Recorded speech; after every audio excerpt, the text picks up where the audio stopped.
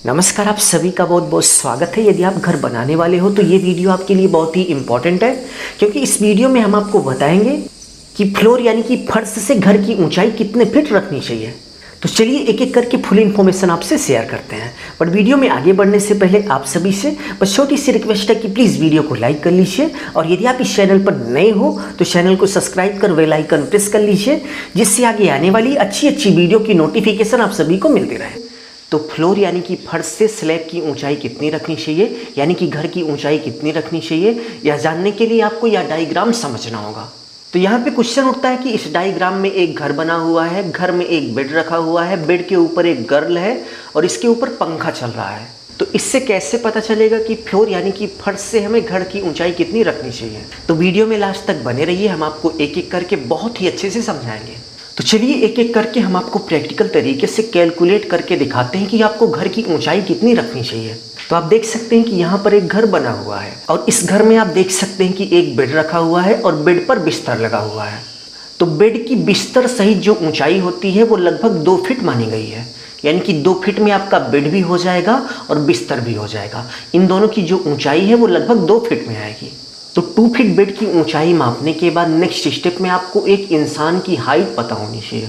तो अपने इंडिया में ज़्यादातर इंसानों की जो हाइट होती है वो 5 फीट 8 इंच और महिलाओं में 5 फीट 3 इंच मानी गई है। बट घर की ऊंचाई का कैलकुलेशन करते समय सेफ्टी पर्पस को ध्यान में रखते हुए इंसान की हाइट को 6 फीट मान लिया गया। तो बेड की हाइट 2 फीट और इंसान की हाइट 6 फीट मापने के बाद टोटल 8 फीट हो गया। 8 फीट के बाद चलिए हम आपको आगे का कैलकुलेशन दिखाते हैं। तो बेड की हाइट 2 फीट और इंसान की हाइट 6 फीट जोड़ने के बाद आप देख सकते हैं कि किसी भी रूम में कुछ इस तरीके से फैन यानी कि पंखा लगाया जाता है। तो एक पंखा तभी अच्छी हवा देता है जब वो सीलिंग से यानी कि छत से थोड़ा नीचे होता है। तो एक टेस्ट करके मानक निकाला गया था कि यदि सीलिंग से फैन को 1 फीट 6 इंच नीचे रखा जाए तो फैन की जो हवा है वो पूरे घर में बहुत ही अच्छे से लगती है। तो 2 फीट बेड की हाइट हो गई और 6 फीट इंसानों की हाइट हो गई, और फैन को 1 फीट 6 इंच स्लैब से नीचे रखा जाएगा तो 1 फीट 6 इंच जो है वो फैन की हाइट हो गई। और इसके साथ साथ ये माना जाता है कि यदि कोई भी इंसान बेड पर खड़ा हो तो उसके सिर में ये फैन ना लगे। जैसे आप देख सकते हैं कि यहाँ पर एक इंसान जो है वो बेड पर खड़ा है, तो इसी तरीके से यदि कोई भी इंसान बेड पर खड़ा हो तो उसके सिर में किसी भी तरीके से ये जो फैन है वो ना लगे। तो ऐसे में सेफ्टी पर्पस के लिए फैन और इंसान के बीच में भी थोड़ी जगह होनी चाहिए। तो यदि इंसान की हाइट और इसके साथ साथ फैन के बीच में थोड़ा गैप नहीं रखा जाएगा तो यह आप खुद सोच सकते हैं कि यदि इंसान इस बेड पर खड़ा होगा तो ये जो फैन है उसके सिर में लग जाएगा। तो ऐसी सिचुएशन में सेफ्टी पर्पस को ध्यान में रखते हुए इंसान और फैन के बीच में भी थोड़ा गैप होना चाहिए। तो आप देख सकते हैं कि सेफ्टी पर्पस के लिए फैन और इंसान के बीच में मिनिमम 6 इंच की जगह होनी चाहिए। तो इन सब का टोटल करने के बाद आप देख सकते हैं कि 2 फीट बेड की ऊंचाई हो गई, 6 फीट इंसान की ऊंचाई हो गई, और इसके साथ साथ 6 इंच जो है वो फैन और इंसान के बीच का गैप हो गया, और 1 फीट 6 इंच आप देख सकते हैं कि फैन को सीलिंग से नीचे रखना चाहिए।